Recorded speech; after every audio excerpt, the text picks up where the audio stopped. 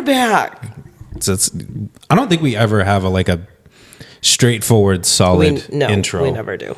This is weird too because it's been a minute since we've been here. Yeah, it's a couple weeks.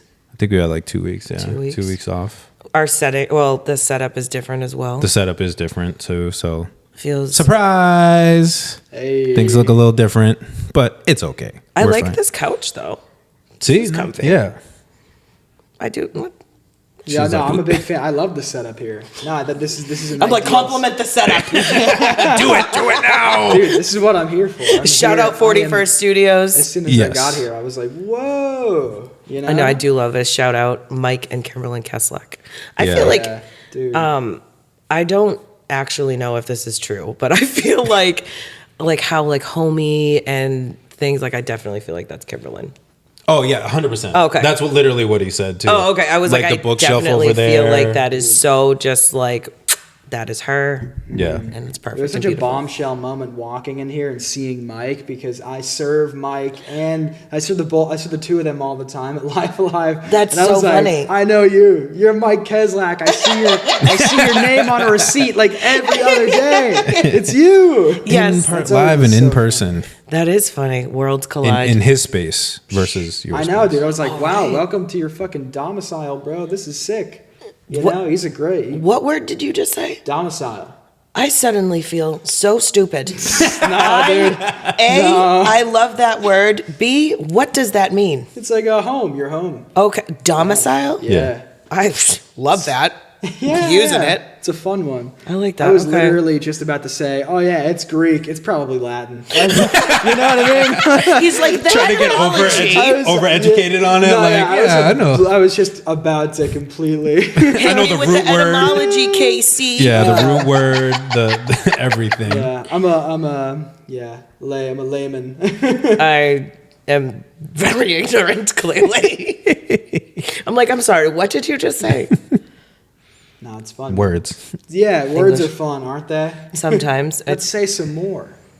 A word that I learned recently was dalliance. Dalliance, dalliance I have no idea. is fun. Never now I'm heard in your that. seat. Yeah. Now I'm in your seat. I have no idea. It's a fancy word for sort of situations. You know what I mean? Like dynamic. You had a dalliance with someone. Like a specific. In a sexual. Okay, I'm like, but I was yeah. I was really trying to beat around it. Yeah, no. A dalliance was like that. Back in the day, you'd see gentlemen would be like, oh, I had a dalliance with that woman. It's a more sophisticated way of saying it. Okay. You wouldn't want to say it like the dinner table, so you'd be like, oh, we had a dalliance once. We're not yo, we Netflixed and chilled. We had a dalliance. Yeah, it was also a way for gay men at the time as well, just sort of phrase it was just the two of us were hanging out. You know what I mean? You're doing more than hanging out. You are a knower of words. I know some words. You know what I mean? I learned dalliance from that show, Our Flag Means Death. Have you seen that? It's all about. I love Reese Darby. I love Reese Darby, and one of my things for when I'm feeling people out, because it's how you first meet people and you're like, okay, I can fuck with you, we vibe, and then I'll be like, all right, do you watch Always Sunny? Oh yeah. And then I'll be like, what are your thoughts on Flight of the Conchords? And those are that will directly reflect how much I can rock with the person. Friend. Yeah. When I find out that somebody has seen Flight of the Conchords, it's just the most instantly I'm like, oh, okay, so we're best friends. I want to hug you now. You know yes. Okay, because that was so funny. It's so funny. It's so pure. One of those shows, Do you guys see the Street Fighter game? It's pretty cool. Yes. Yes, it is, man. Street Fighter. I can still rock with you. Nah, man. No. We can still be friends, though. No, I mean, it's a good show, but yeah, I would say so many people haven't seen it. You know what I mean? It's one of those, so many people. Shows. So many people. No, but if you, I'm not sure if you know what these words mean, free time. But if you ever have, I was like, oh wait, oh god, I'm gonna have to think. And you were like, free. I was like, oh yeah, free time. I don't know if you know what the those words mean. I don't either. You probably don't. Yeah. Nobody in this room does. Christopher Poria Kim's over there. He doesn't know what that means. I have enough free time to learn what words are those purely words from TV shows. Yeah. Yeah. But if you ever have any free time, check it out. it's really funny. Check it out. It's really funny. Check it out. I think that's check it out, guys. actually how the hook goes too. That's funny. What? My song, check it out. Oh hell yeah! Check it out. Check it out. Am I? Me and Just for Kicks have a whole video for it. Nice. Hell yeah. Link it. Can you still rock with me?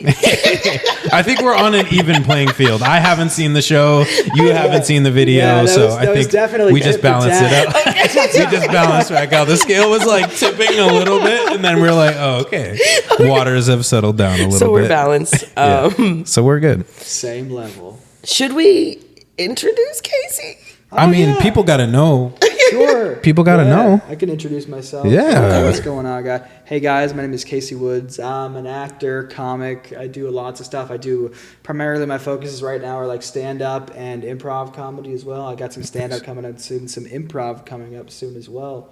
Both, some dates that I'll definitely plug at some point. Yeah. Oh, yeah, we have to. Yeah. I have a lot of concentrations. Like I come from a theater background. That's how Kayla and I met. Kayla, I feel like I met you in like 2017, like the summer of 2017. Yeah, it was after like I had done Little Shop of Horrors. Oh my God, and you were phenomenal. We all went to. I had a little after party at my place. Yes, and it was like the best, one of the best times I've ever just like met someone. Like I was like, oh, that's so cool. Thanks. Yeah, you were phenomenal in that show. Yes, I did see you. That was one of my that was like one of the first roles of mine. I was really able to just like completely just fucking go crazy. That's it was a gift of a part. I was the dentist. If anyone's familiar with that, he's a sadistic dentist that likes to hurt people and then he asphyxiates to death. It's fucking fantastic. You were phenomenal though.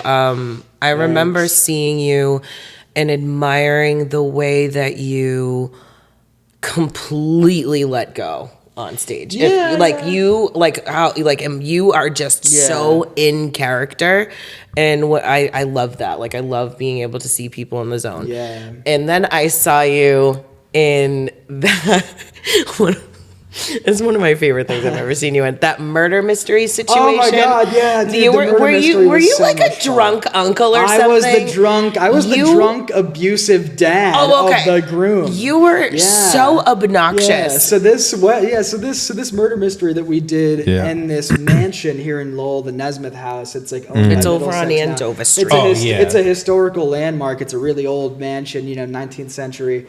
And we did this murder mystery there as a fundraiser for the Middlesex, theater program. Yeah. And we had all the donors come. It was a wedding reception, right? So there was the bride's side, then there was the groom's side. I was the father of the groom, and I was the murder victim, right? So my job this entire time was to be as much of a dick as possible to every single one of my castmates and the guests. It was, so it was truly up in the air as to who could have killed this guy. It's like any one of them would have wanted to do it. This guy sucked so bad, but that was like a great improv opportunity for me. I got to really go off with that one. That was fantastic. I got to embrace my worst impulses in roasting people, but I'm roasting their fictional characters. It wasn't actually them. Yeah.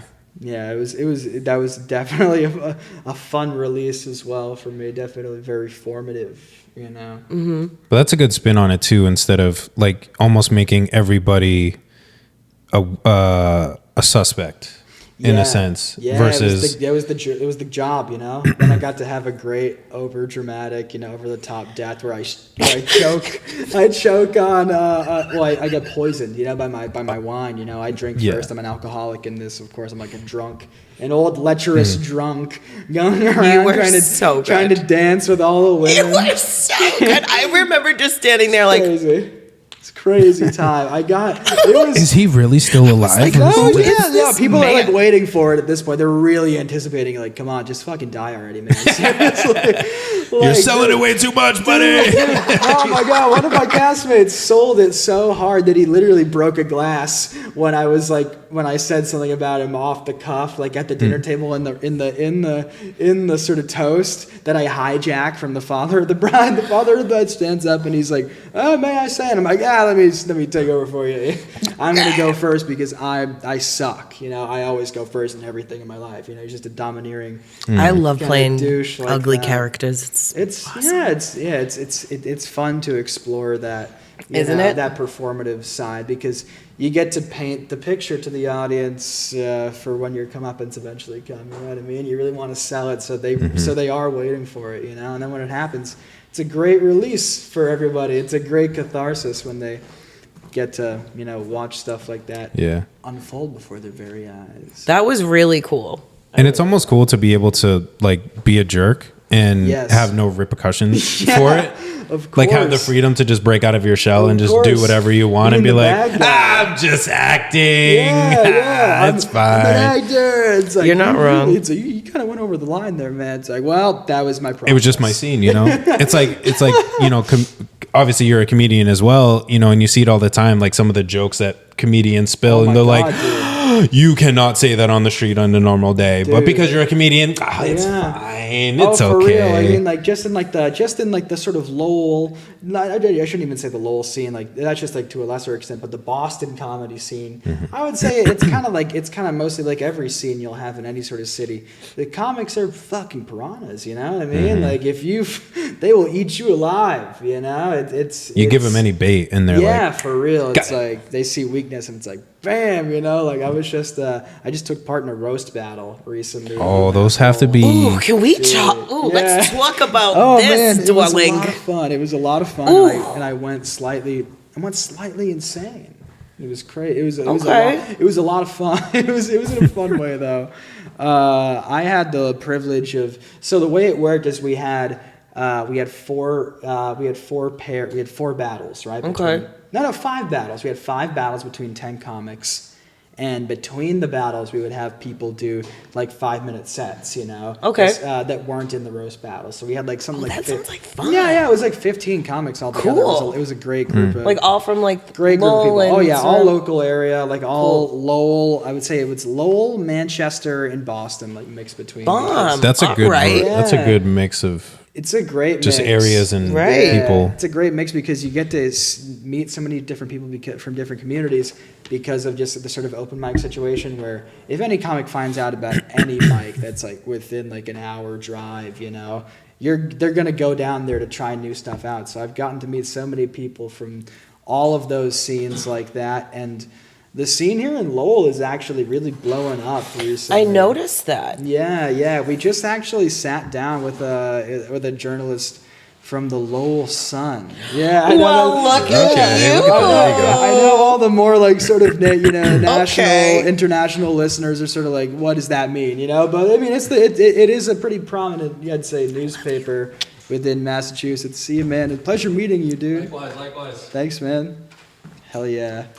Hey, go stream Right Mind Podcast. Go stream Apartments. 41st Ave 2 coming soon. Yes, sir. Please Let's do. go. I love you. Stream all of those. Take it easy, man. You know, but yeah, we just had an article written about us, about the comedy scene that's developing here in Lowell. That's amazing. Yeah, we're just really trying to, I guess, cultivate and grow it more. We want to have some stuff for like Folk Fest lined up. Yeah, I noticed that because just following you and like in your posts, and then like I'll follow people that you have posted, and obviously because that's what it's for, right? So I've noticed that like in the past 6, or correct me if I'm wrong, like 6-8 months, so many open mics, like you've been a part, I feel like have headlined, or maybe that's the wrong. I've headlined a couple of small shows because I've definitely seen that, and I'm like, oh no kidding, like this is great that there's a comedy scene now in Lowell, because I feel like, or maybe this is just ignorance of not knowing what's going on, but like I feel like for the most part it's like it's only been like music or like we know theater because we've been involved in theater, so it's nice to see comedy popping out. It pretty much happens through people engaging in it. It's one of those things that people can just kind of pick up, you know, like if you're funny, if you're a naturally funny person, you can just go up on stage and get a crowd like that. You know, you can get a crowd going with your material, with your sense of humor, with your presence, you know. I hate to put it in that way, but it's true, you know. Like it's such an informal performance art, right? It's so bare bones. All you need is a person and a microphone. You don't even need a microphone sometimes. If the room is small enough, people will listen to you, you know?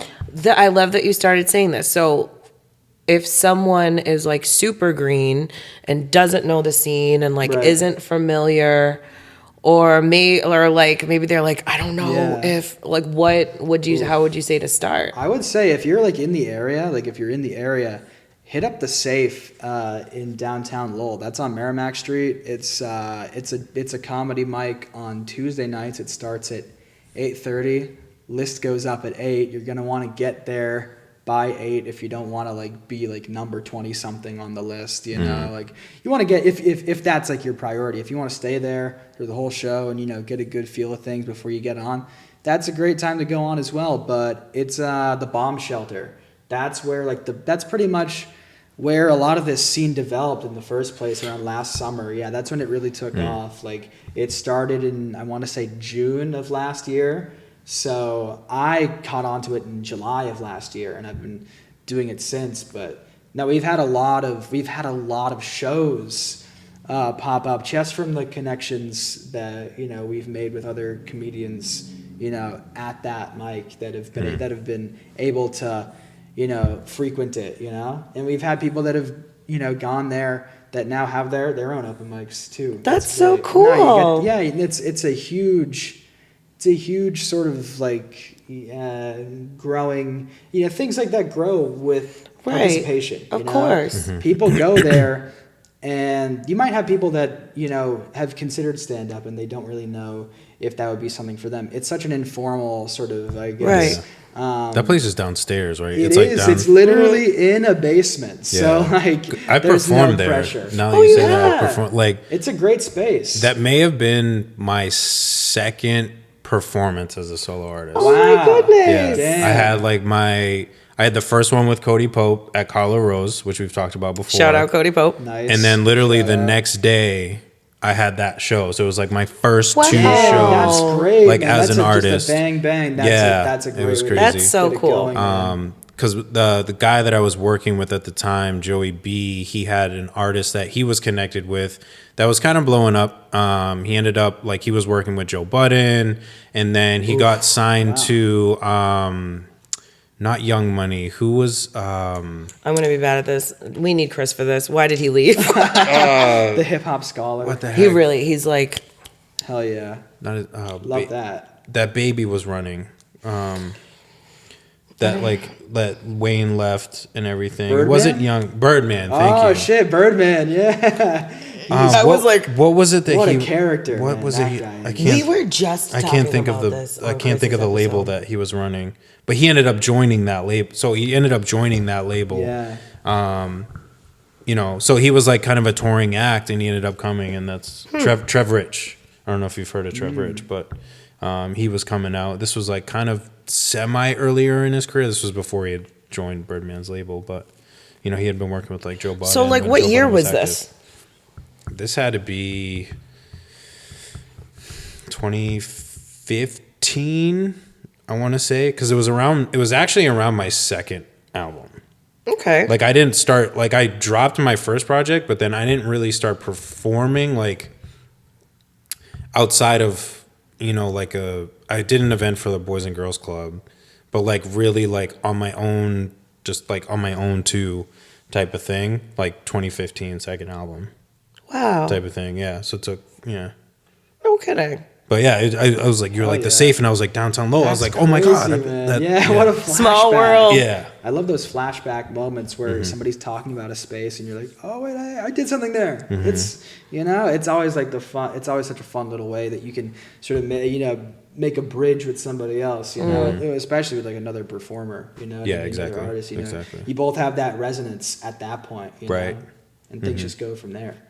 Yeah. It's fun. It's really cool. Shared spaces, man. That's all we need. That's what it's about. I mean, it's like shared art forms too, like things that go along for real together. Like, have you been to the new? I shouldn't even say it's new. It's been going on for probably like at least like a year or 2 years now. But there's an open mic in Lowell as well on Thursday nights at the place. It was formerly Uncharted. They call it Concept 6. Concept 6. We were just there. That is a great place. I love that place. Me too. I'm there all the time. Great people. Like, yes. I want to like just spend more time there and like be there more. My first comedy show my first like official like stand-up comedy show was it was booked there. It was booked at Concept 6 by Scotty, Pipe Dreams. Yeah. Shout out Pipe Dreams. I'm like, that sounds familiar. I feel like I follow them on Instagram. He saw the work that the comedians were putting into at the mic, because it's a mixed mic. Anybody can go up there and do anything. That's the best thing about it, know. And he saw the work we were putting in. And he was like, we want to do a show here, That's fantastic. Showcase all you guys. I got to open, man. It was so nice. I thought, like, they usually call opening like, the bullet spot, when it comes to shows, whereas like, you got to go out first. You're taking the bullet here, but I love going first. Is that weird? No, it's so great. It's the best thing if you have like the positive attitude about it, because you're like, I get to crack this off. Everybody's That's exactly how it right. Yeah. Now, they're here for it now. Yeah. That's how I feel about going first. Like in anything, I think some of it's like not in like a negative way, but like I want to get this over. Like I want to do this. Like I'm ready. I want to do it. I don't want to wait anymore. Part of it comes from like, all right, let's set this shit off. Like let's get this started. Totally. Like I love that. I don't think it's negative. No. It's just I do get why people like could say that, thing, but I think it's all in how your perception on that. No, for real. Yeah, because like I would like my preference is maybe. I would say realistically third or fourth. Really? Yeah. If I had like if we had like maybe like a 6-man roster for a show, and the reason I will take first if I have to, which obviously for the Town and City Festival, I was like, all right, I'm just gonna have to set this thing off and really make it a good experience. Oh wait, I've never performed music, so maybe that would change if I was thinking music wise. Yeah. No, totally. But for me, I like the third or fourth spot because one, a lot of the shows that I've been to, I guess I'm just going off past experience. A lot of the shows that I've been to, I would say me personally, I would be the odd one out when it comes to the acts, where there may be one other person that's like me, and then the rest of the acts are kind of on the same sound. Okay. And everything like that. So what I do is I gauge, and we've talked about this before, I watch how they perform, and I kind of critique the entire time in my head. And I watch, their engagement with the crowd. Are people getting hyped up? What's their stage presence like? Is it more laid back? Are they kind of staring at the floor? Or are they really trying to get the crowd in? Because I use either one of those as motivation. Okay. So if they're like really hyping up the crowd and they're into it and everybody's like, yeah. I'm like, okay, now I know that I need to literally just tear this thing up. Yeah. And then if they're just super dull and like, just kind of more laid back and not just kind of just performing, I'm like, I kind of need to show this person up and I need to bring the crowd back and I need to tear it up. Yeah. So like either way, I get to like that. I need to tear it up, but it's, it's just kind of like a different motivation for me as far as like my purpose and intent for doing it. Right. It's like, all right, I need to make sure that I'm on the same level with this person, or I need to level up from what this person just brought to the stage. Right. For real. Yeah. It's all getting to people that get a good sense of the crowd is like so, it's so helpful, And that's where I like that third to fourth, because you kind of see where that crowd is. Whereas like, again, we've talked about before, when you, at least with music, when you perform, and sometimes it's hard to tell if the crowd is receiving it or not. Again, which you saw the other week, a couple of weeks ago. Oh my God, Casey at Concept 6. Yeah, right. For the Town and City Festival. I go to see this man perform because I'm like, hell yeah! Like it was awesome because like we were both involved in the Town and City Festival. Shout out, nice. Detention. That's Detention, right. yeah, So it was awesome. Appreciate So that. I was part of the storytelling event. Jay had performed at Concept 6 with Michael Murphy III. Shout out, Michael Murphy III. Yeah, awesome. So And I had never seen Jay perform live. Obviously, I've heard his music. I'm streaming that shit all the time. It's on my playlist. Some of them clearly I don't know, but I guess we're still cool. We can still rock with each other. But so like I'm super pumped. Like I'm like, oh great, like my people are out. Like yes, this is gonna be fucking great. So I show up like 11 p.m. lit at like 8 p.m. It's like me and my cousin, and it was cool. And I had never been. Up. Shout out to L.Y.F.E. L.Y.F.E. showed up. Shout out L.Y.F.E. Like, yeah, so it was like Right Mind family together. Like, we got the Evolutionist was there. Ruby Shabazz. Cody Pope ended up showing up. Yeah, yes, I met Cody that night. That was awesome. So it was just a wicked fun night. It was so fun. So I'm super pumped. Like, I bring my cousin, and like the show's gonna start. Awesome. Like, Jay's up there with Murph. Great. It starts. Boom. Energy's hype. I'm right in the front because live music, I'm always gonna be in the front, especially like you're my people. So like I also want to get footage for you, but like I'm in the front. So like, oh my God, energy's crazy. I'm like, yes. And I'm just sitting there. I'm like, I'm so proud. These are my people. Like, this is fucking amazing. Yes. Oh, so like, it's probably like halfway through the second song, and I'm like, there, and then I just do a pan around, because like I said, I'm in the front, so I'm just kind of looking around. I'm like, are we at the same show? I'm looking around at people like this, Casey. Oh no, they weren't there for it. And come on. So now in my mind, I'm like, well, thank God I have enough energy for all y'all. But at the same time, I'm like, this must be mortifying for my friend. Like, how are you on stage looking at people like this? And I was like shocked. So there was a couple things that went through my mind. So I was like, is this a residual effect from COVID?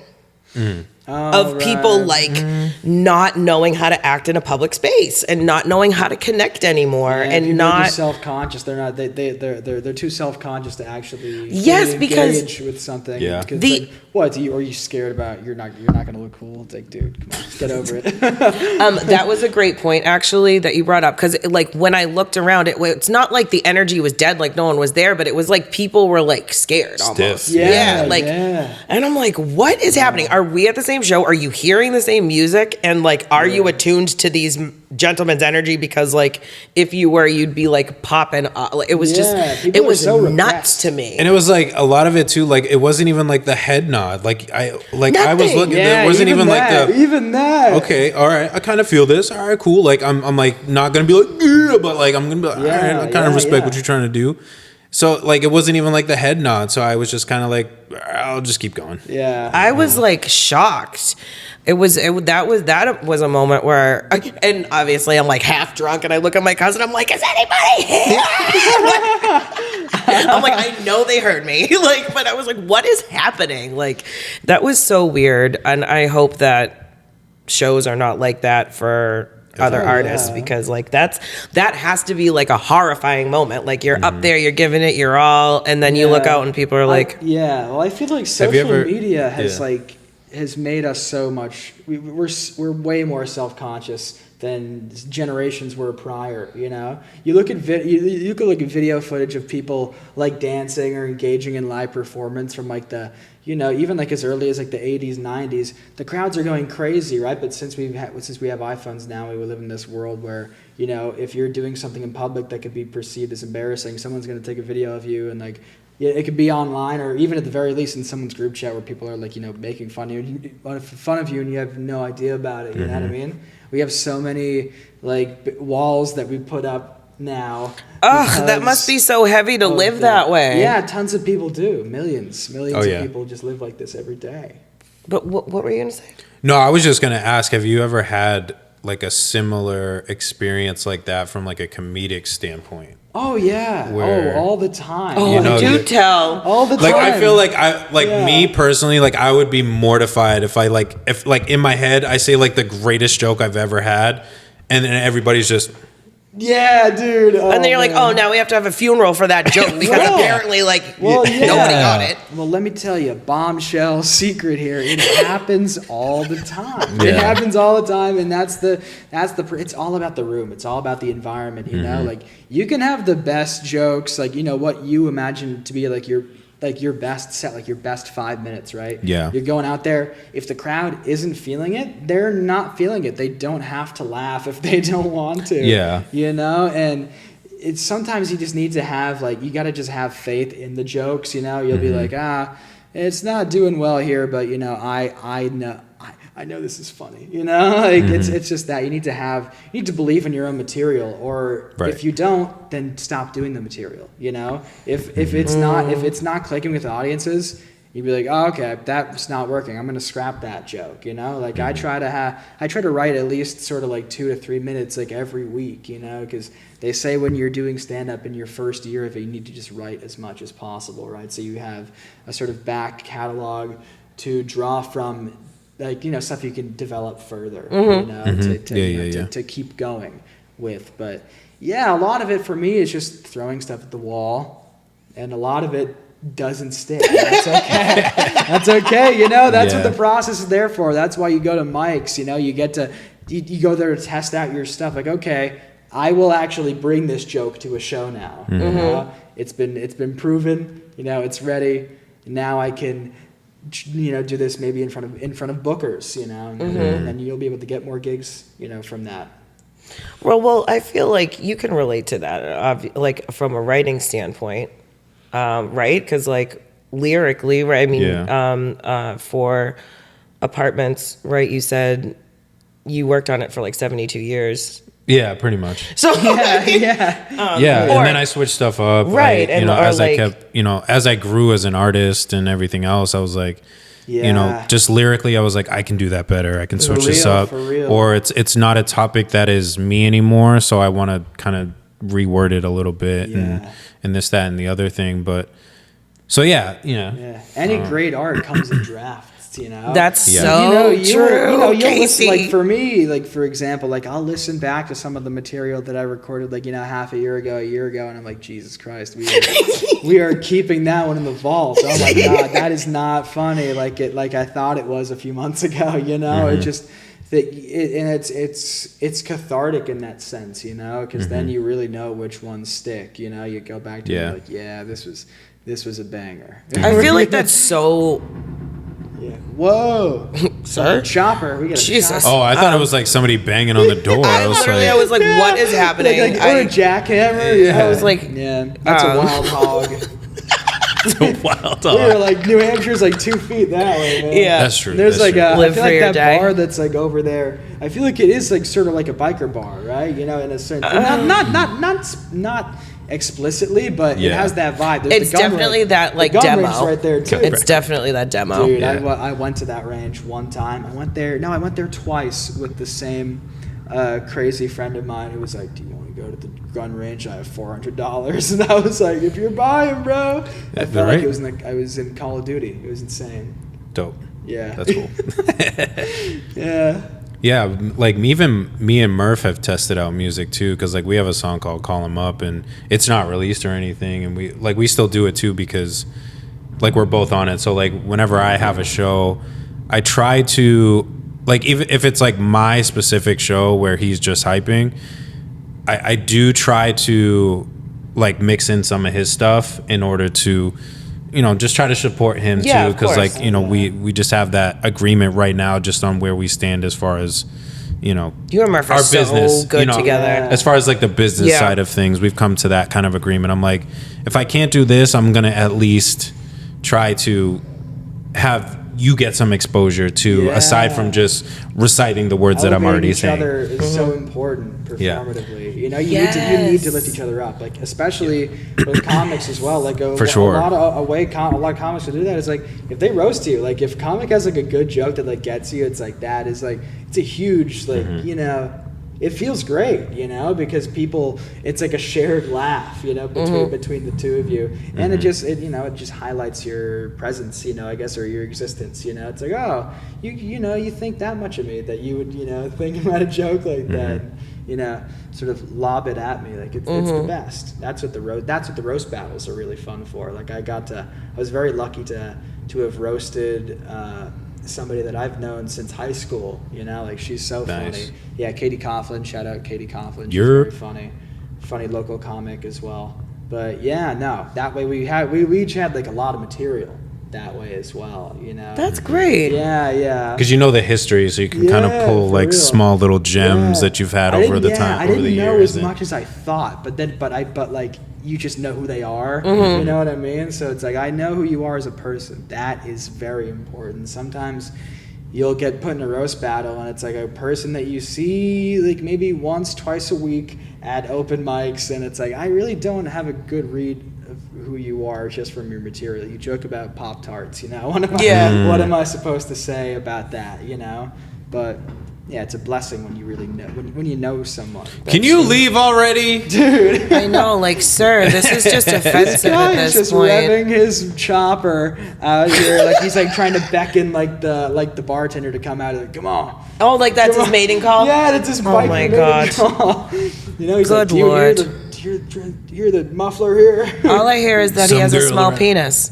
Sorry, that was inappropriate for this podcast. I'm so sorry. He's trying to won't be edited out. Highly inappropriate. Trying to make that become his old lady out there. You know? Mm-hmm. He needs an old lady on the back of his hog. He's trying to find somebody. Somebody's got to look at me.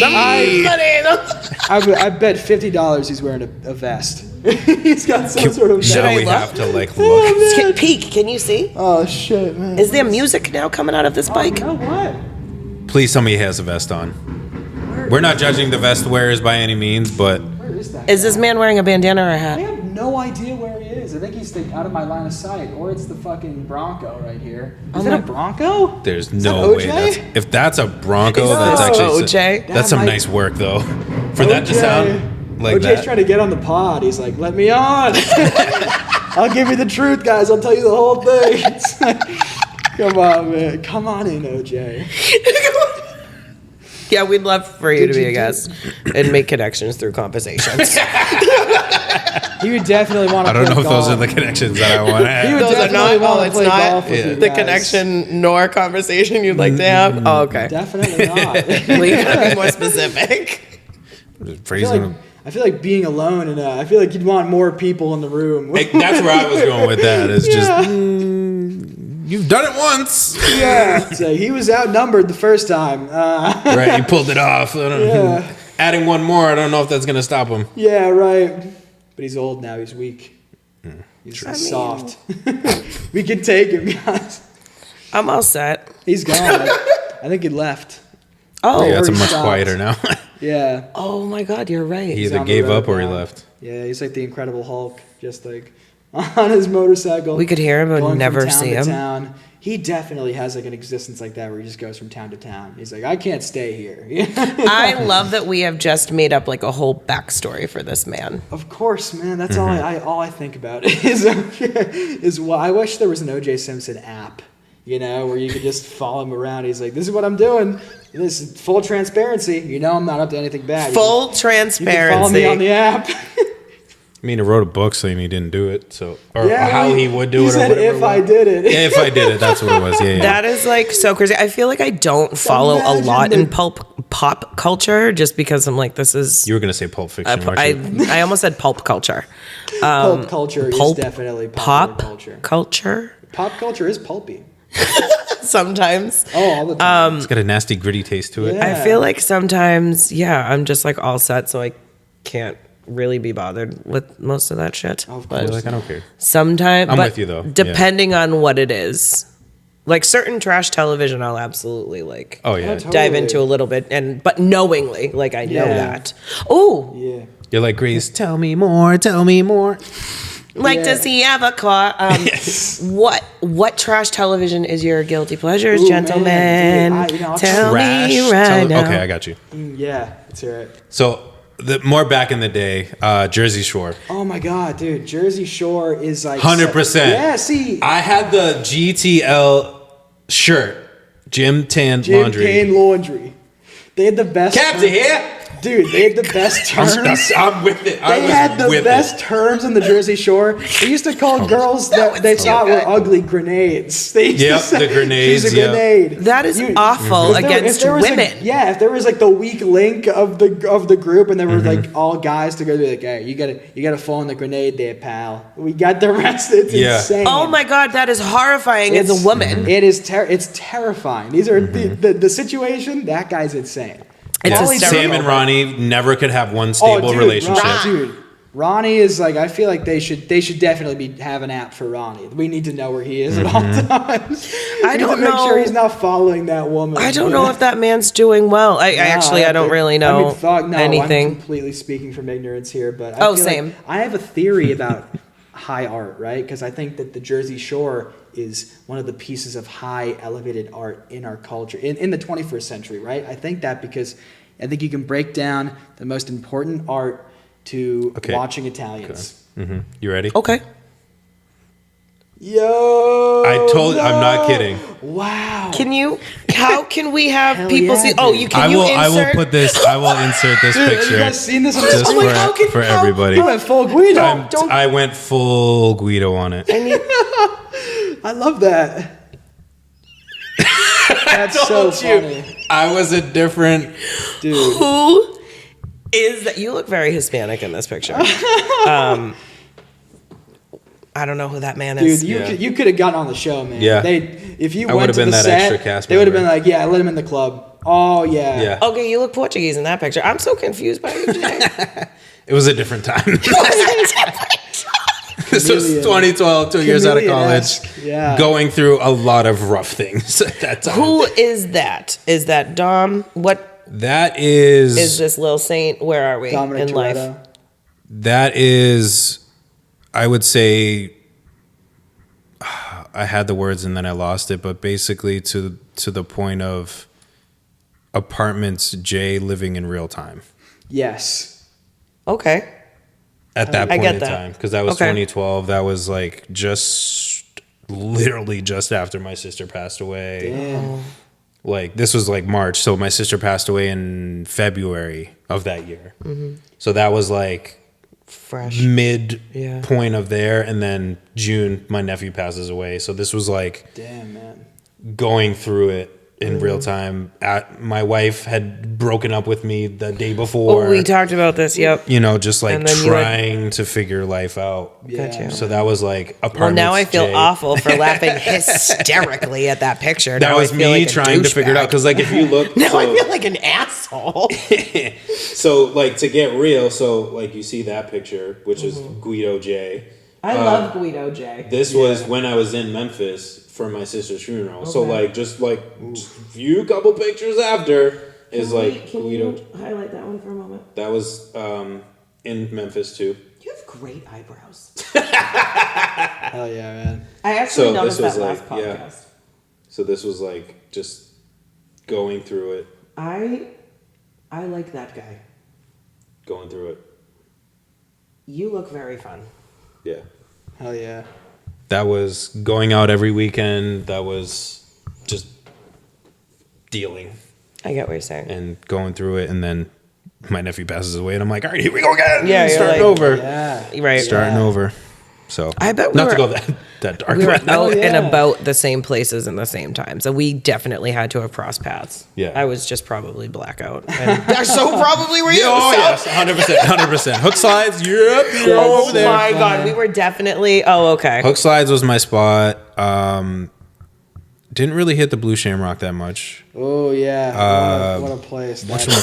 Casey. Right on Middle Street. Dude, yeah, I grew up on Market Street. The Okay. Blue Shamrock was across the street like my whole life, basically. I remember when hearing that Rondo got in a fight at the Blue Shamrock. Who? Rajon Rondo. He was on From the the Celtics? Celtics. This is like 2008, 2009. Yeah, no, this was like peak, like that team. like era. It was like, what was he doing at the Blue Shamrock in Lowell, Massachusetts? Why was he at the Slamcock? Like, what is happening? I think Rondo too was going through some shit. I think he was also going to. It was just somehow wound up in. It was in the air. The worst place possible to be in Lowell, Massachusetts. Yeah. Oh my God. Probably, I bet some guy was being a dick. I'm Team Rondo 100%. Well, if he was out in even downtown Lowell, like, whatever, dude. I am willing to I remember bet. that. Yeah. He's that good, man. If he started the fight, I'm like, whatever. Just give him a pass, dude. He's a great. I don't even remember hearing that. Well, I feel like that was like my blackout era, anyways. Oh yeah, I remember. Old Court was my start. Old Court was like 98% of the time my starter. Oh yeah, because it was such like a chill vibe. It is a great starter. Did you ever go to the Dub? Occasionally, not very often. And then it was either Hooks or what's the one on Middle Street? Just down the street from the Smokehouse. Smokehouse. Yeah, yep. Woof. Yeah. Yeah. The last time that I went was you want it to be bigger and have more people. but I feel like, and I also could be wrong, but when I think of the Blue Shamrock, I think of like middle-aged white people, and when I think of the Smokehouse, I think of their children. Oh, totally. Yeah. Now you go to Smokehouse and you're like, wow, there are like so many dudes that have come here with the express purpose of like, I want to get in a fight right now. It's like, holy you could feel it in the room. You're honestly, like, I wouldn't know because I've never been. It's insane. Yeah. Which is like, no, I don't want to speak ill of a business on this podcast. I haven't been there. Some of my friends will like spin there because they're DJs, but I'm like, I feel like, how about this? At my age, I feel like if I walk up into that club, I'm just going to feel 95 years old and like just be very aware of like I've gotten to know like a bunch of the bouncers that work there and the safe, all that through the art scene here in Lowell, because a lot of them are artists themselves, you know? Like, no kidding. Yeah. One of these guys, he's a screenwriter, you know? Really? Yeah. And he's been like for the past like year, 2 years, he's been developing and writing this script that came from me and another friend of mine just telling him like a story of like a thing we were sort of like it was like an improv. We were like, it was a fun little bit we were doing. And he's like, so cool. He's like, I like that. I want to do something with that if that's all right with you two. That's amazing. Wow. Go for it. Yeah, no, that's like one of the fun things about making art like that too, is because somebody might just do that. It's like, oh, I kind of like that concept. Do you mind if I like, fuck with that? And it's like, it's all yours. Does this man need actors? Yeah. I believe he might someday. I mean, it's what he said. He's like, there's a character in mind for you. Like that's every great. time, I'm like, oh, soul. Yeah, no, he's a great guy. Yeah, no, great group of people. That's I think awesome. They're good dudes. Yeah, musicians, stuff like that. Nice. Definitely, I feel like in so many of these places, the people that work there are all creatives, and that's bomb, and I love that. Totally. And like being able to network, and I'm about to make some moves and changes as well, and like where I'm about to be, that's going to be like a whole group of creatives in the direction that I'm moving in, because like we talked about in the car earlier, like I'm putting theater on the back burner for now, and then trying to like step into the world of music and what that means for me, and trying to figure out what I even want from it. So it's cool to just be surrounded, like just kind of naturally, like the universe or God did that for me. Like this is the perfect example, being a part of this podcast. Like, hi, I'm just going to invite myself here. I'm going to insert myself, and I'm never going to leave. Thank you, by the way. You're welcome. Absolutely. But like, I feel like God has done that for me of like, okay, now I feel like I'm ready in my life, and I want to pursue like different avenues. And then it's just like, boom. Okay. Now the people around me are doing what I want to do. And it's like, this is amazing. Like you can learn the best that way, like in real time. Yeah. I feel like it's so important to like learn from the artists you're around. Networking is crazy. Like we were talking about in the car, just like how much talent is just in and around Lowell. Yeah, you'd love to see it's people. crazy. No matter what it is, like actors, rappers, singers, photographers, videographers, comedians. Yeah. Like you can walk into like a coffee house and like there's probably at least like 3 or 4 people that are some sort of creative at minimum. Yeah, for real. Just as patrons, and the rest of them are probably working there. Exactly. Right, exactly. No, you love. I mean, there's nothing better than seeing somebody like excel at what they're trying to do. Because then it's like that gives you a standard to to strive to as well. Yes. You see people raise the bar right in front of you, and you're like, oh, sick. All right, right. I want to get on this person's level because like there's such a great thing happening here. I want to feel that for myself. It's great. It's a great motivator. It really is. And I think kind of going back to what you had said earlier, just about like empowering and like lifting the artists and creatives around you up. Yeah. I think that's so important because you need to do it. Yes. If you're out there if you're out there for yourself, and what's the point? People are going to take note of that. People. You're not going to make the same sort of connections with people as you would have if you actually put yourself out there for people, as like an available person, I totally get that. Well, you can always tell when, usually in the first interaction, what like how someone is or how far you can get with someone, like whether or not they're like super surface or like if.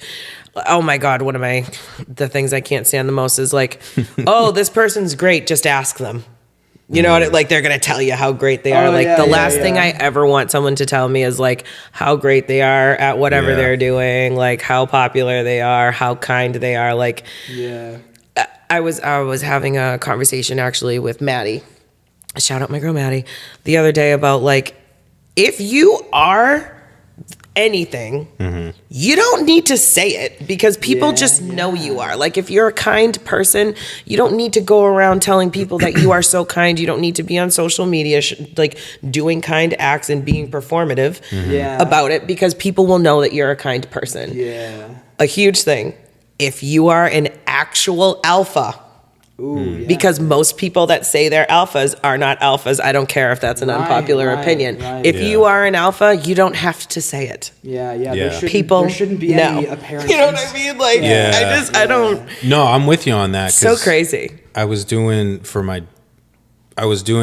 doing like interviews for something. I'm not gonna like put all the details out there, but we were doing interviews for something to get a speaker, and we heard the first one and I was really intrigued by him. And then the second one came on and they just started listing like all these accolades that they had.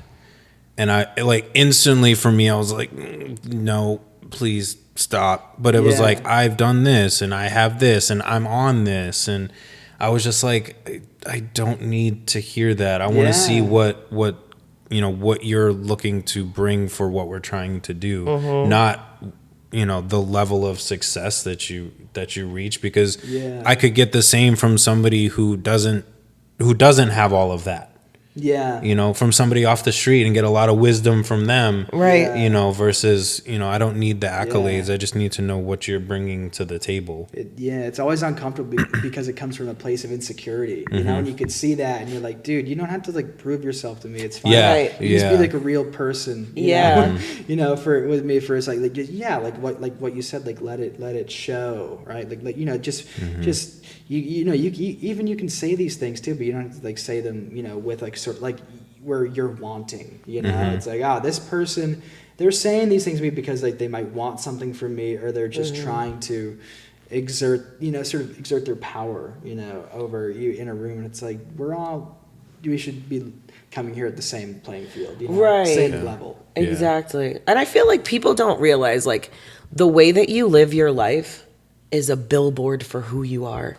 Oh, totally. So you really don't have to say much about yourself. Oh, yeah. Well, to say actions are louder than words. Right. It's kind of that same emphasis, because you can say a bunch of things, but how you act and how people receive you is going to, that first impression too, we always say is the most important. So how you deliver yourself and introduce yourself is going to be, in some sense, kind of a reaction to how people are going to perceive you.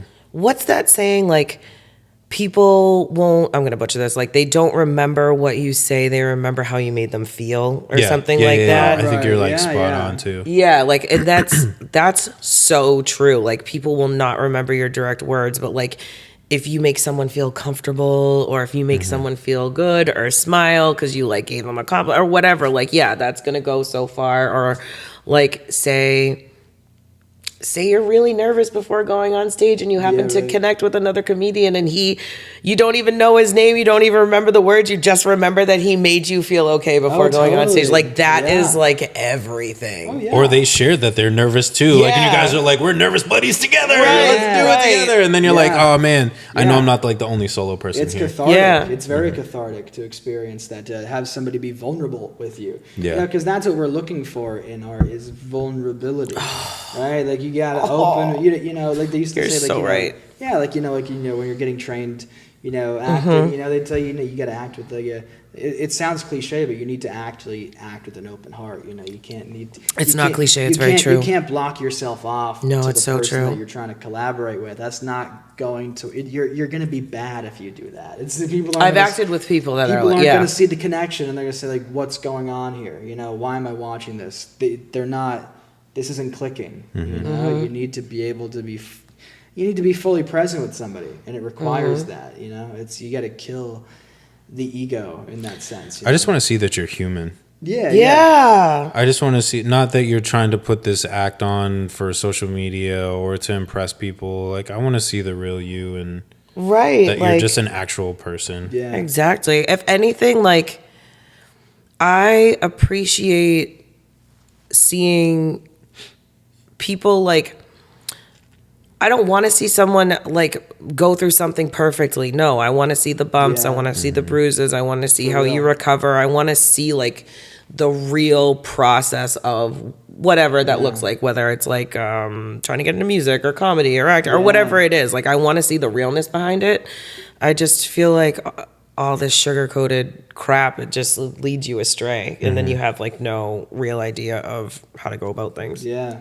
That's why Die Hard's the best action movie.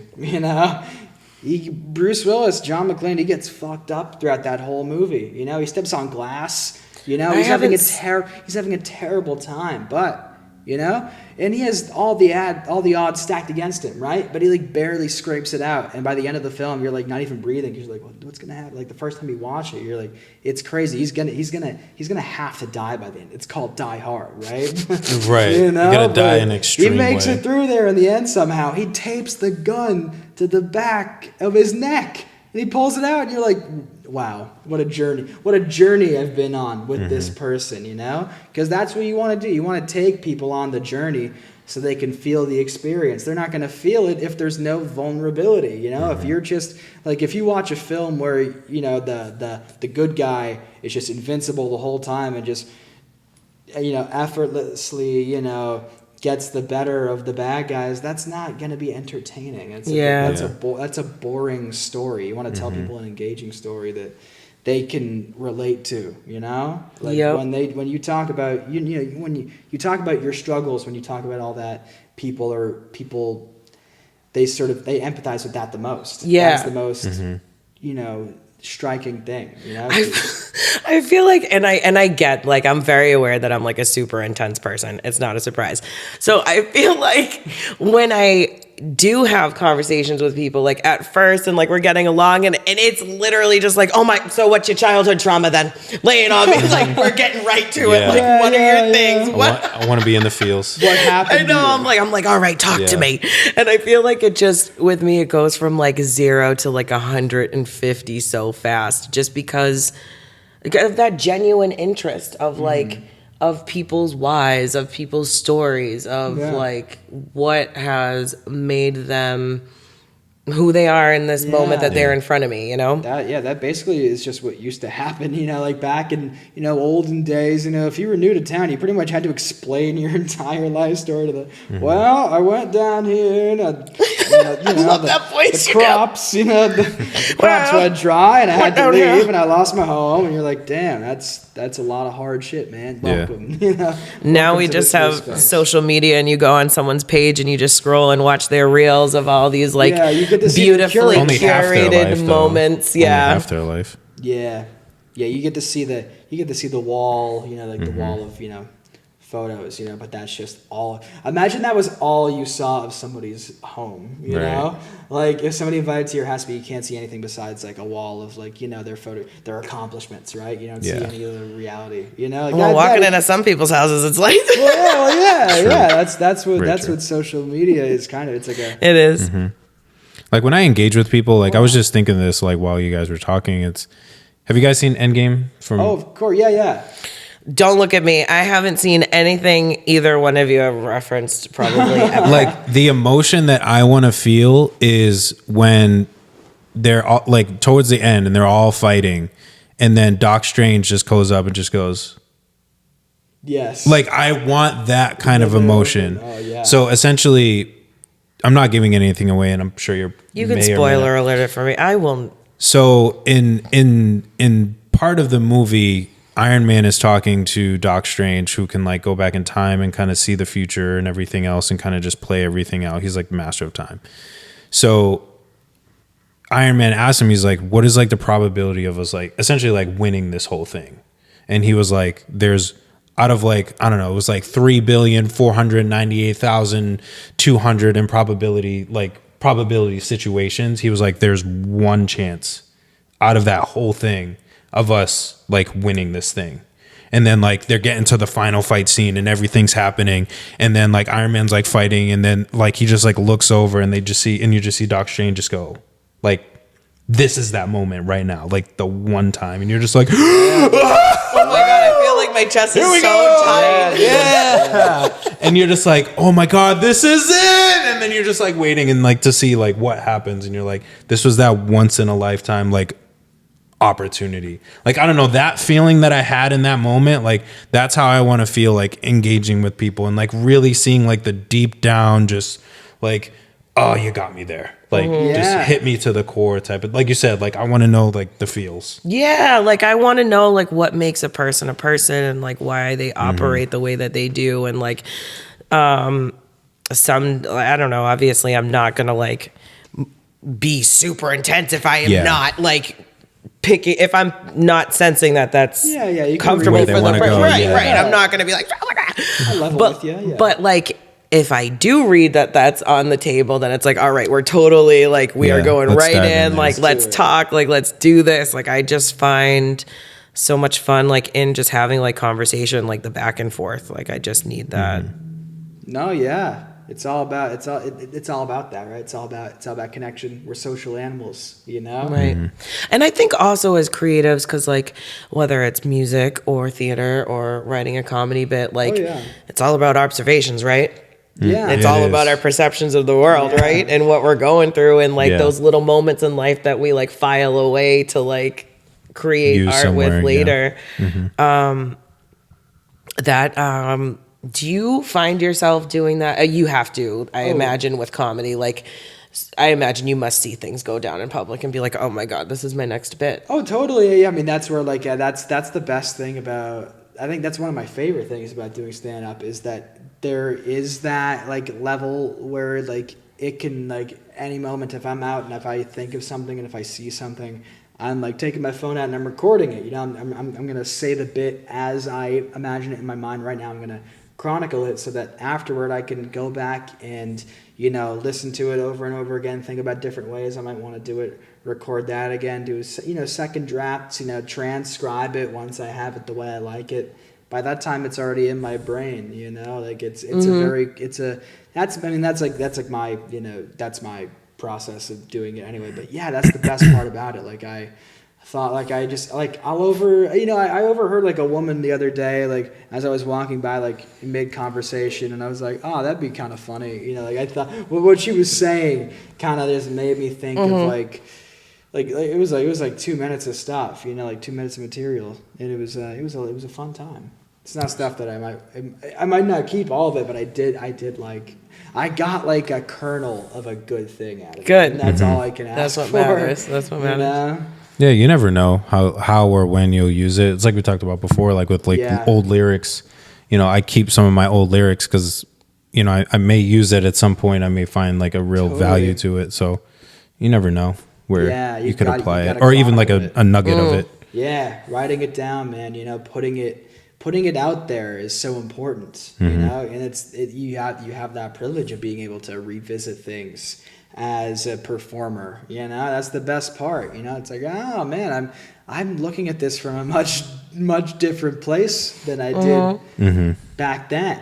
Yeah, you know, like with acting, that can happen all the time. Like I think about plays that I've done, and you know, roles that I've done where I'm like, I'd be doing that completely differently now. Oh my God. Almost every single role I have played, I can say I would absolutely be playing differently now. Yeah. And I think that has to do with, and I think this would be relatable to you, like artistry wise for music and writing, because obviously like as you're growing and maturing and your brain is just opening up and you're viewing things differently, your perception changes, you know, like the lens that you look through might shift too. So I feel like naturally how you approach something is going to be different. Oh, totally. And there are certain characters, like even, you saw Good Grief, right? Yes. Yeah. Like, yeah.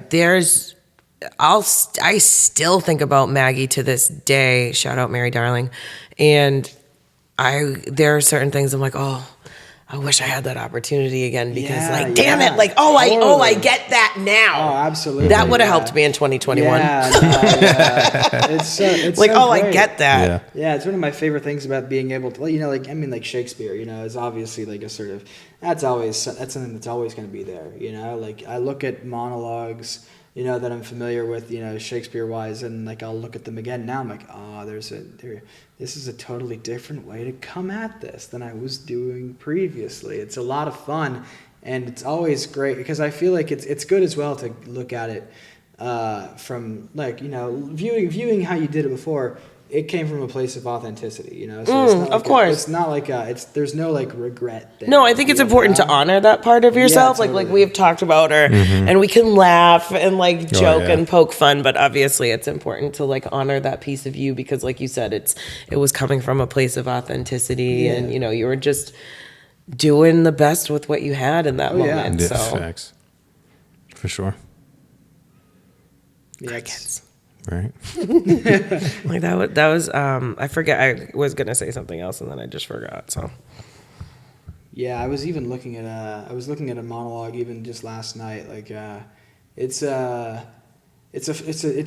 monologue from Romeo and Juliet, the Friar Lawrence. I did that show in 2018, and I was the friar. I was looking at a monologue there where he sort of chastises Romeo for right before this monologue occurs. It's after he's killed Tybalt. It's after he finds out that he's in trouble. He's never going to be able to see the girl that he loves again. So he's despondent. He takes his knife out. He's like, I'm going to kill myself. And he's like, stop. You know, it's basically that. But it's such rich dialogue where it's like,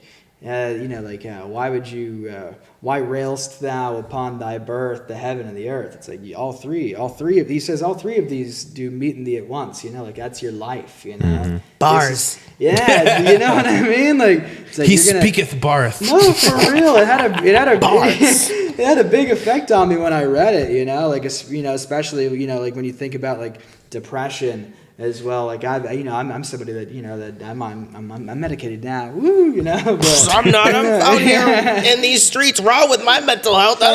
Hey, we all have weed. Not working out. What? I say weed is a medicine. I had that. So, we rolled a wonderful joint together. It was great. It was a wonderful experience. It was a wonderful.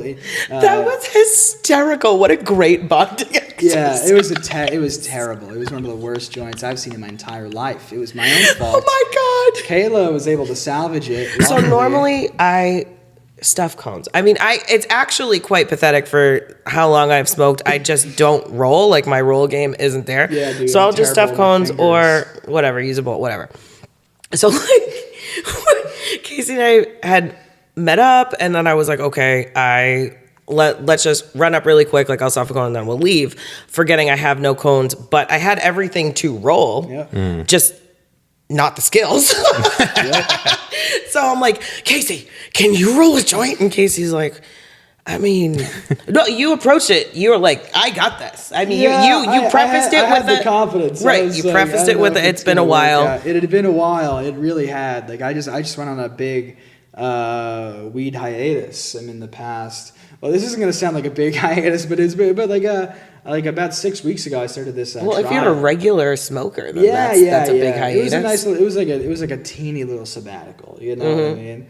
But. No, it was nice to go without it because sometimes I used to use sometimes early right in the joke writing process I would use it as like a sort of as a way to start the writing session, and you get some good stuff out of it, but then you don't want it to become like a permanent thing, like that's no way to because some people might even like develop it as a crutch. It's great to look at things. You should be able to look at things from a clear mind.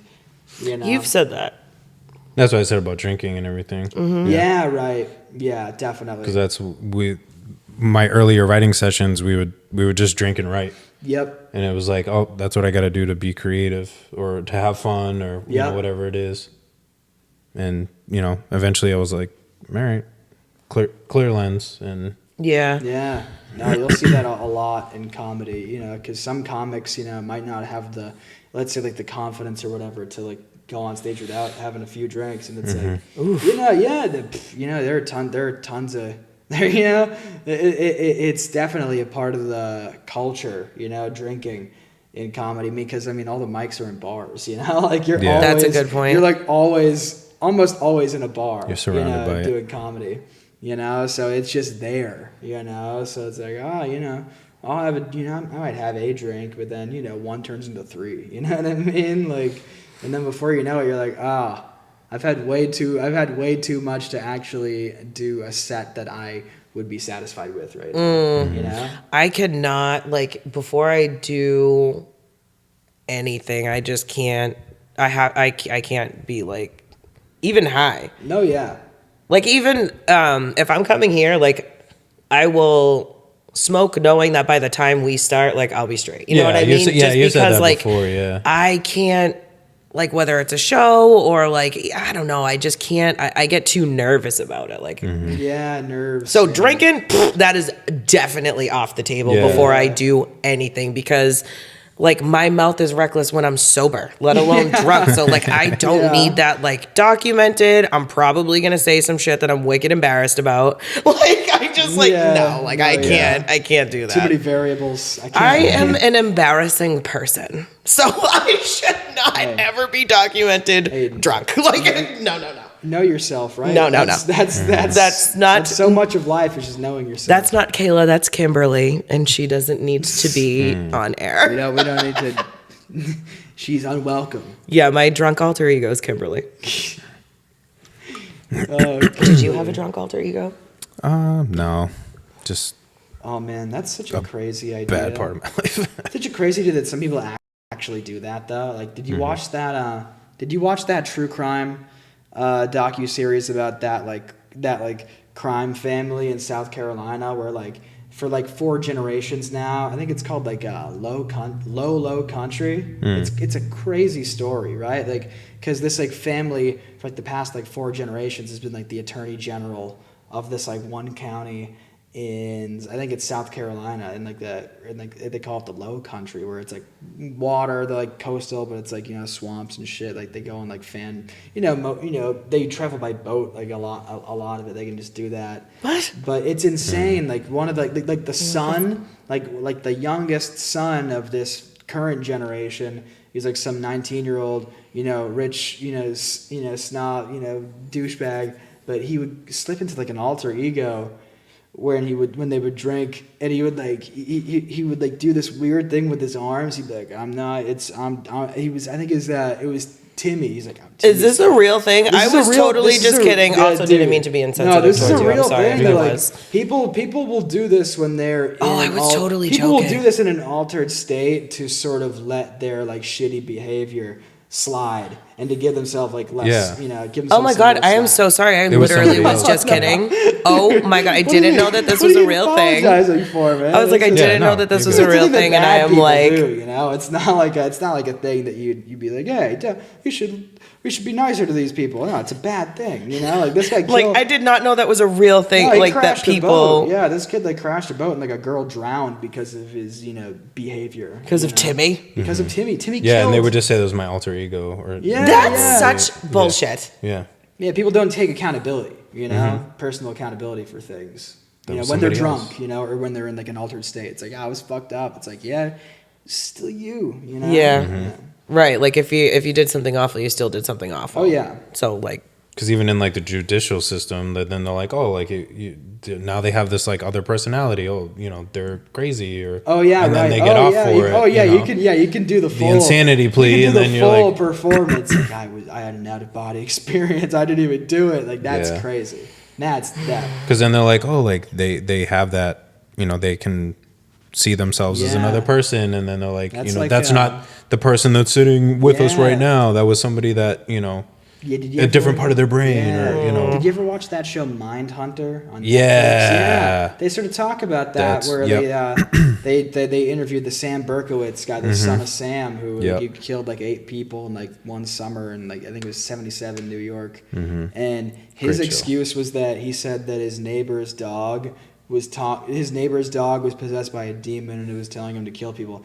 Obviously, that's bullshit, right? Like they kind of address that in the show. Like, there's a part where like he sort of like gets him to sort of like put the facade down for a second. He's like, yeah, I'm pretending to be crazy. It's like I am a crazy person, but like, So Mindhunter is like what? Yeah. Is like Mindhunter is like the creation of criminal. You've seen Criminal Minds. Yeah. It's like that branch of the FBI. Yeah. It's like how they created that. Yeah. Like the branch of policing, or however you would call law enforcement. Yeah. That Criminal Minds is like those people. Like Mindhunter is how they created that organization. Okay. So like they're interviewing like all these like psychopath, crazy like serial killers. Like, why did you do the that? term. Like, where was your head was at? What did you eat that day? Like, like what was your family life like? Yeah, did you have both parents? Did they divorce? Did they they were trying to nail down every single factor so that how they say in Criminal Minds, what was it? What's their profile or whatever? It's the profile. So they learned how to create profiles of killers. Yeah. And like why? So like when a killer did something, they were like, "Oh, they did that because they didn't have a mom and their dad was a drunk every other Saturday and their dog died when they were 4 and that's why they're like that." And what's crazy about the show too is that spliced in between these moments, they'll just have they'll have sort of the BTK killer, this guy Dennis Rader. They'll show snippets of him when he's not killing people, right? When he's about his like life in between killing people. Yeah. And you realize, oh wow, this guy doesn't fit the profile at all. Like he hits like all the theories that they're developing about people. At the same time, they're going to show it's like, oh, this can also just be any person, and they won't meet this sort of profile at all, and they'll have a regular life with a family that loves them, and they're just doing this crazy shit, That's like I find that's like so morbidly fascinating. Like, don't get me wrong, like I am not a true crime queen. Like I know a couple. Like my cousin's a true crime queen. Like she can listen to that and like go to sleep. I can't. My nervous system will be like, cool. Like I can't do that. It's a bit anxious. People try to capitalize off of that. It's like, what's up, fuckers? We're gonna talk about this family that died. It's like, Jesus Christ, can we maybe let's like and subscribe. Let's have some like and subscribe. Let's have some decorum here. Maybe some respect. Oh my God, Casey, I love that you just did that. What's up, fuckers? Like it's like people that it'll be those girls that like do makeup while they talk about like brutal. My wife watches people like that, and I'm like, what are you watching? And she's like, yeah, so like this murder mystery about this girl. I would be so pissed if I got brutally murdered and then like there's like some like would you haunt the bitch? Some TikTok girl, like, a sledgehammer. His head was gone, Would you haunt the bitch? I would try. If I'm at ghost Casey's mode, just like a specter in the back, like, ooh. I would haunt. I think if I was able to haunt, I would haunt many people. If I had free reign, you know, I don't know if you'd have to like tether yourself to like one person, or if you could just be like, I would just want to do funny stuff. I would just want to be funny. Of course. Yeah, you could be able to. You could watch how the social elite really interact with each other. You just follow Trump around. I would never. There is nothing about that interests me in the slightest. You'd see some pretty brutal stuff. You'd be seeing him getting his diaper changed, all that. Yeah. I'm like, nothing about that interests me. But I definitely would want to be mischievous and like be like pull little pranks on people. Totally. Yeah, being a mischievous and good fun though. It sounds like a lot of fun. Be like, Jay, you looking for your keys? I know they are. Good luck, sucker. Dude, yeah, you got to just make yourself known in some way. You know, you push over like a photo of you where you're like, DMX just starts playing and be like, you're like, who is that? I'm making myself known. Yeah, that would be funny. Yeah. Then there's a whole thing with like reincarnation as well. You know, that as a concept. I know that some people, or even if you don't even look at it as reincarnation, I know that, you know, some people are spiritual and they'll say like, yeah, you know, a bird came right up to me and like I think that bird was my father, you know, or something like that. Or they'll have like a moment where people ascribe meaning to things, you know, that happen to them where it kind of makes you think like, oh, you know what? I mean, like even if you personally might not believe that, it's good. It seems like it's enriching for this person to have embraced that moment and for it to have meant something to them. That's really important for things, because people, you can just be a cynical asshole and just go out your whole life and have like, nothing has any meaning for any people, you know. It's like, that's not true. Sometimes it helps them heal. Just you know, it may not be like, let them have it realistic in some people's eyes, but you know, if it keeps them from going off that ledge, like it's not hurting them, obviously. Right, like let them have it. You know, just stop being so just over the top. Yeah, with it. Like I've had a lot of loss in my family, and sometimes like my mom will come back to me with these like crazy stories where it's like, and this connects to that, and that, and that, and it was your grandfather, and I was like, well, maybe, you know, you know, I'm never gonna say no, you know. Yeah, if it helps you process. Yeah. I'm definitely that type of person. Like, and I know that I need to like romanticize the shit out of my life for myself. I know that I need to like find meaning in things. And like, that's what helps me get through the day. That's what helps me find beautiful moments. Cause the way that I think about it is, it's like, all right, if everything that I believe is wrong, who cares? Cool. I'm having a great time. Yeah. Actually find that out and be like, oh, that's good to know. Right. Like, who cares? I'm having a great time. Like, I'm finding meaning in things. Like, I'm finding beauty in moments or experiencing like whatever. Like, who cares? That's the mystery of faith. You know, right. I think that's like I think that's one of the coolest sort of, I guess, like hymns there is, right? Because the whole thing is like, isn't it cool how this is such a mystery? And you're like, that is nice. Yeah, you know? That's like, at least when I'm at church, you know what I mean? With those like sort of Catholic, those hymns are like, wow, these are like thousands of years old. It's not all of them, of course, but you know. I'm like, I have, this is conflicting for me because I have church hurt. There are certain parts of church where I'm like, oh, nostalgia, and there's other parts of church where I'm like, oh, of course, like, I can't even think about going in there. Totally, yeah. Like you'll even be like at like a, you know, sometimes you'll be at like a, I don't know if this is like a Catholic funeral experience sometimes, where like, you know, been to many of them. You know, yeah, you've been to, you know, you're mourning somebody that you've lost, but then like you'll eventually just notice that the priest is just like pontificating, and it's like, all right, dude, settle down, you know, it's like you don't have to like. I come from an Irish Catholic family, so been to many. Yeah, he might even guilt people too. It's like, and you know, I know we don't. Not many people come to church anymore. It's like, dude. Actually, I was having this conversation earlier with someone and I was saying like I'm very aware of like where my negative experiences sit and how they've happened. I don't blame God for that. Like I don't look at my faith any differently because of that. I understand that human beings were the reason for that. Yeah. But like, I know that it's just such a part of Catholicism specifically. Yeah. That I am like that I can't deal with, because it's that. Where were you last Sunday? It's like, okay, we're gonna sit in these pews and then we're just gonna like judge the shit out of each other. This is crazy. Like, you're gonna sit in here, you're not even gonna listen to the word that's being told to you, and you're just gonna like kind of look around and just like make sure everyone's keeping up with the Joneses. Or, did you see so and so's kid misbehaving? Oh my god! I was like, what are we doing? Yeah, like I don't know if you've seen this commercial, but there's like a commercial that you'll see, like if you're watching like network or cable TV, it'll come on. It'll say like CatholicsComeHome.com. It's a commercial put out by the Catholic Church, right? Where it's like, hey, it's okay if you haven't been to church in a while. We get it. Come back. And it's like, we all know what's gonna happen when we come back, dude. You're gonna be like, where were you? It's like, oh, which, cool. by the way, This this is just my own personal experience, and it sounds like I'm generalizing it. I know it's going to be different for other people. Right. This is just for me personally, and like where that comes from. But either way, I believe in God. Amen. Well, we've had many conversations. So. Yes. Hell yeah. But I think, faith in something or belief in something, no matter like what name you put on that, also a conversation I was having earlier. Like, isn't that just so important? Isn't that the beauty of life? Yeah, if you're a person that goes around believing in nothing, how do you do that? That's like you're a ghoul. You know? Isn't that so heavy? I would think that's way heavier. Like, what are you living for?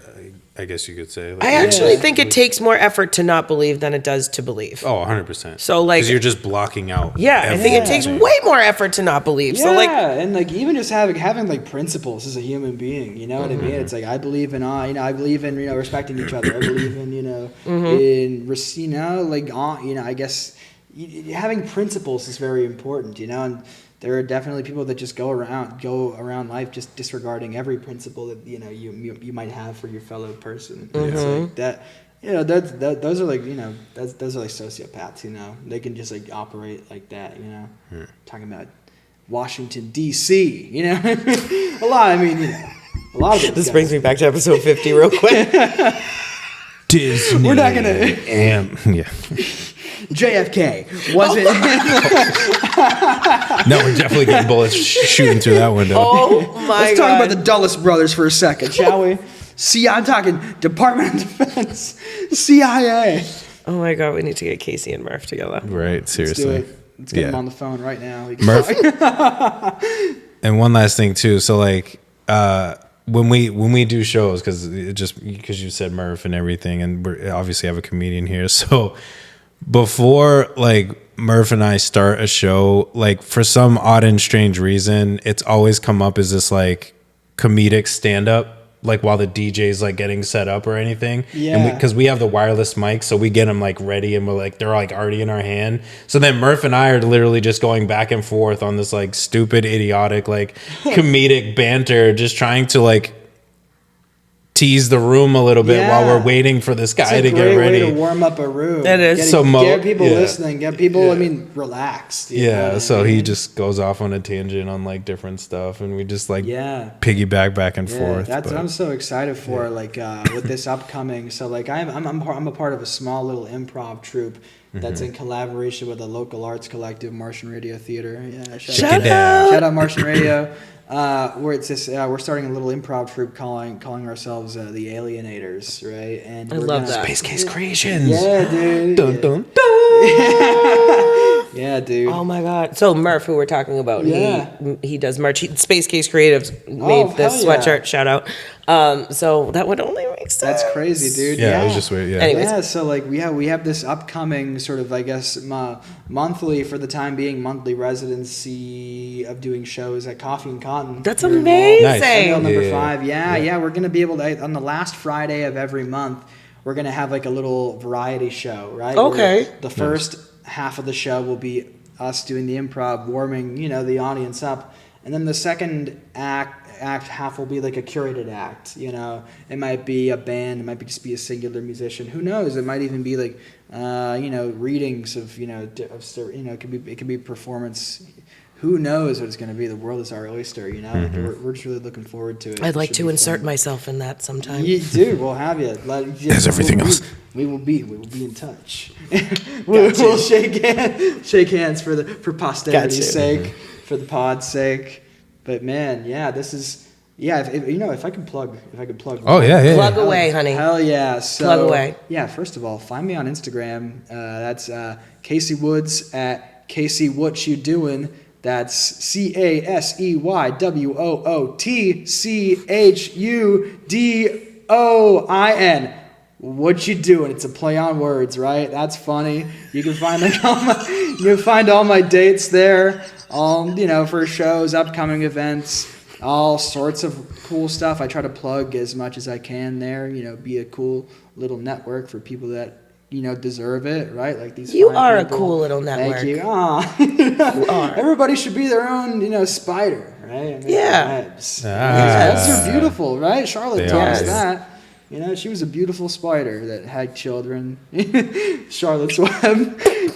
But big show coming up, guys, on June 9th. June 9th at Taffeta. That's a new space at Western Ave Studios. It's a black box theater space. I'm so sorry, June 9th. Taffeta. I'm talking Wilbur. June 9th. Wilbur, the OG pig. Nice. I was thinking Wilbur too. Okay, yeah, but it's going to be a great show. It's going to be the first comedy show at this new space. And we're trying to make this show really be a big sort of starting things off with a bang sort of for the space, because we have a lot of comedy coming up in the future. If this one's a banger, we already that space and the people that are running it and booking it, who are so great. They're funny people. And they're already talking to people from New York to come down for the next one. So That's we're gonna have some New York comics, some more Boston comics getting through there. But yeah, June 9th at Taffeta. It starts at 8 p.m. And the link for the tickets will be in my bio on my Instagram. So you guys got that already. That's Casey. What you doing?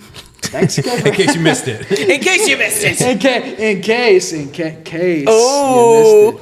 I'm doing puns here. You're so punny. Bars. I'm a punny guy, but man, I was puns. Man, yeah, I just want I don't.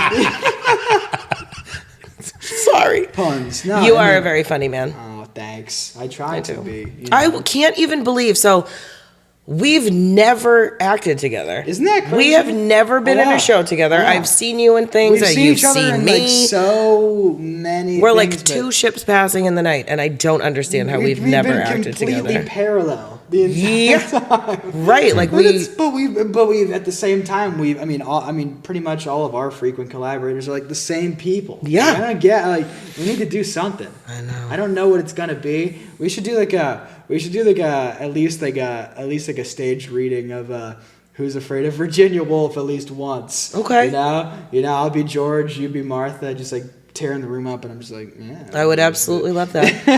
Okay. That would be I would love to do that. Hell yeah. Anything, really. Sold. Hell yeah. There it is, guys. For posterity's sake. Oh, shake on it. Yeah. Yep. For the photo op. That was, oh my God, are we going to look like politicians? I love how you did that. You're the grab and the lookout. Of course. Yeah, and the smile. Every time you need to imagine a wall of photographers with the light bulb cameras, and they're all cracking yeah. And you're just extra loud for no reason. Yeah, they're fedoras with the big piece of paper, and yeah, come on, we love it. I love when you do the I like when you talk like that. I think it's, what is that, mid-Atlantic? What was that? Yeah. Is that what it is? Transatlantic. Okay, transatlantic accent. Whatever affected voice from 1940s. So funny how they invented a dialect. Yeah. Hollywood manufactured we think there's going to be so much, travel between the U.S. and Europe now with the mass communication. This voice is just naturally what we're going to start to sound like.